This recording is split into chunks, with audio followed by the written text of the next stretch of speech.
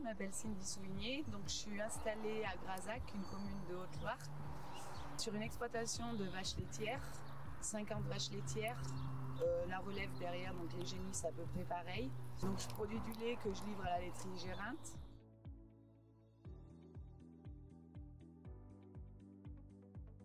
On était en GAEC à 3, je suis passée en EARL, donc toute seule. Du coup, j'ai été obligée de diminuer l'effectif des animaux tout en gardant le même nombre d'hectares. Donc ce qui m'a fait baisser mon chargement et qui est pour moi vachement plus serein aujourd'hui au niveau de tout ce qui est bilan fourrager. J'ai moins de contraintes par rapport à tout ce qui est sécheresse et tout ça.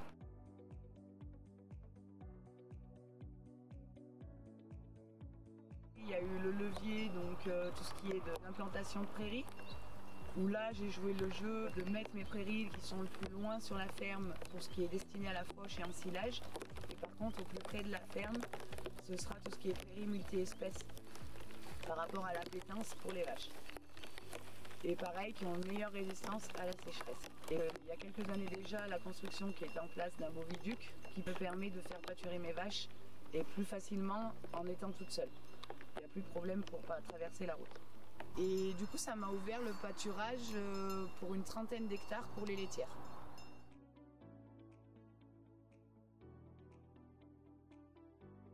Aujourd'hui, je tourne à une moyenne d'environ de 8000 litres de lait par vache. La baisse de l'effectif aussi a permis d'augmenter le niveau. En ayant plus de vaches, avant j'étais à 7005, je suis passée à 8000 en environ 5 années. Donc ce qui est dû aussi au travail plus facile avec moins de vaches et un pâturage vachement plus efficace. Faire pâturer 50 vaches, c'est beaucoup plus facile que 80 quoi. Le problème qui se pose aujourd'hui avec le pâturage, c'est voilà, le changement climatique. On en est qu'il faut lâcher bonheur, mais on a des printemps de plus en plus pluvieux ou neigeux. Et l'été, on n'a plus d'herbe.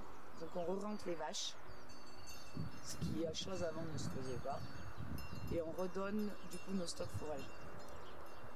Des fois, à l'automne, on arrive à repâturer, et des fois non. La période de pâturage me semble plus courte qu'avant, mais vachement plus intense.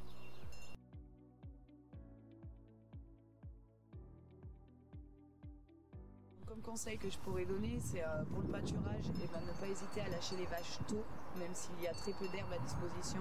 Si l'herbe pousse intensivement, ne pas hésiter à supprimer des parcelles de pâturage, de les mettre en fauche, pour pouvoir toujours avoir une herbe de qualité pour le pâturage des laitières.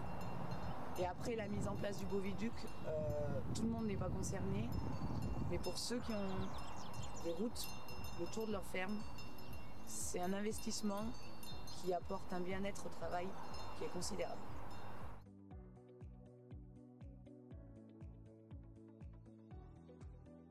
Là, ça va jouer sur tout ce qui est date du coup de sortie des vaches, de mise à l'herbe et des chantiers d'ensilage.